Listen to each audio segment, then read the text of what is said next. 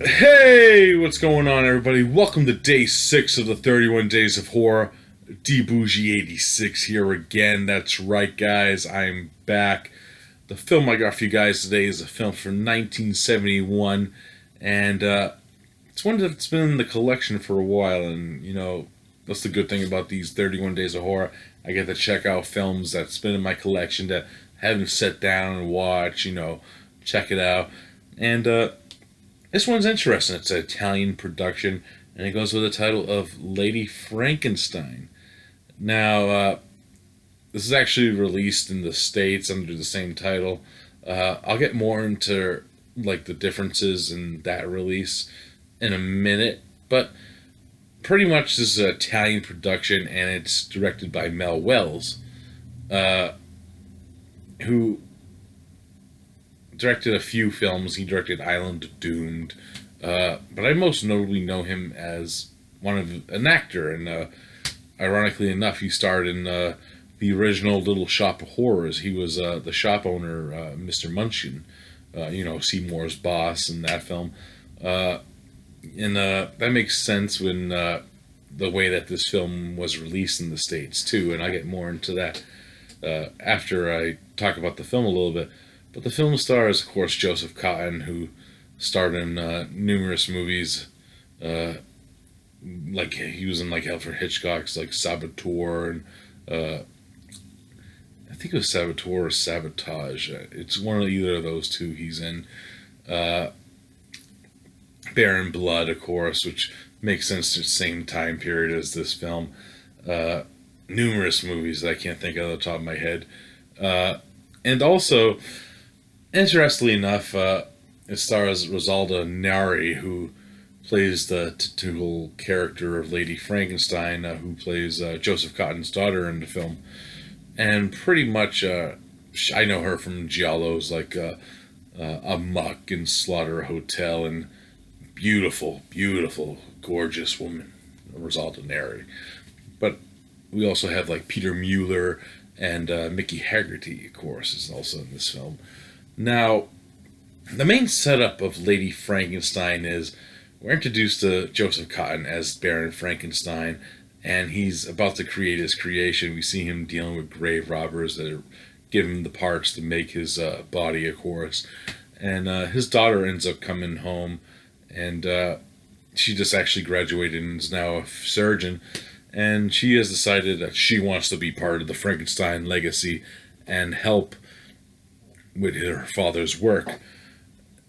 And pretty much after that setup, we get the scene where he does makes his creation and makes it come alive, pretty much.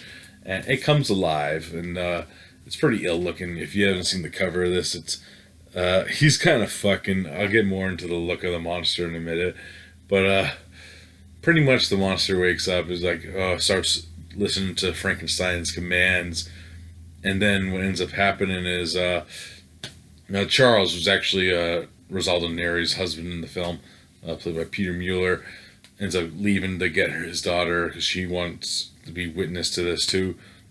The monster actually kills Baron von Frankenstein and leaves the castle and starts roaming the town.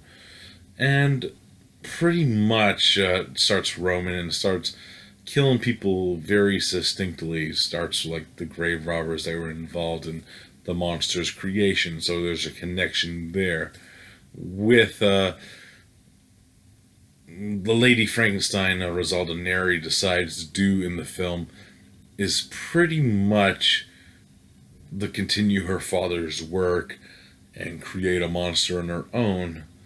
And I'll leave the film off there. Now, my thoughts on the film. I was actually very shocked with this movie because what ends up happening is it felt like it would have been a lot more cheesier than it really is.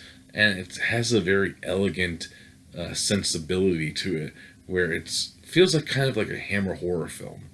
And it has a great aesthetic. It feels like a mixture of old school Roger Corman aesthetics, so the high Edgar Allan Poe adaptations with a Hammer horror setting, and kind of sleaze too that Hammer had during this time period.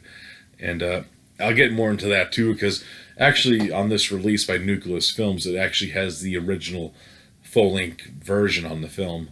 And I know in the States, when this was released by AIP, it's actually cut down to like 84 minutes. The original cut's like almost an hour and 45 minutes long. So a big chunk of the film was cut out. And I haven't checked out the original cut. I'm kind of curious to see what was cut out of it.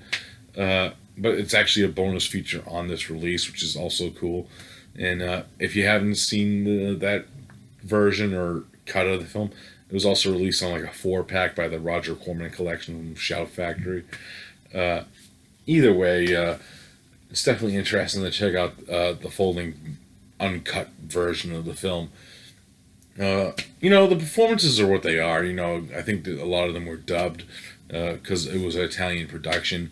So you actually have the aspect of actors where it might not be their voices, that type of deal, which happens in these type of movies. It's that the time period it was, guys. I'm kind of used to it by now, so that didn't really bother me. The look of the monster, it has like a giant like alien head, and he has kind of like a fake eye. It looks very fake, but actually in the long shots, especially during nighttime, it actually looks kind of cool. But it's like the close-ups there and like lit scenes where it looks, you can see like the cheesiness of it, and it looks fake. There's no getting around that, but it's still fun in that aspect of it. A lot of sleaze, a lot of nudity in this film, which always adds thumbs up in my opinion, especially when Rosaldo Neri's involved, and really cool scenes in this shit, And the ending, it ends kind of like, the way I describe the ending is, it is kind of like a Hammer ending where it just fucking ends, and it's kind of interesting how it does end. I'll give you that. Movie, kind of slow in some places. There's a lot of dialogue scenes with like her character and her husband in the film, who's a lot older man and stuff, and maybe if it's cut out, some of that shit is cut out in the AIP cut. I'm kind of curious to check out the differences on it. But I was actually kind of blown away by this film. Still a fun movie, and overall, I recommend it. Definitely great release, and the transfer looks gorgeous on this. Cool shit. It has some audio commentaries by like Kim Newman, special features. Like I said, the original cut's on this too, which is a plus. So if I had to rate it, definitely going to give it like a 7.5 out of 10. That's a fair rating for a first time viewing on this one.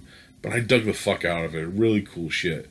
And cool story too. It's a different like take on the Frankenstein mythos in a way, which was kind of cool. So 7.5 out of 10 for Lady Frankenstein. Oh yeah.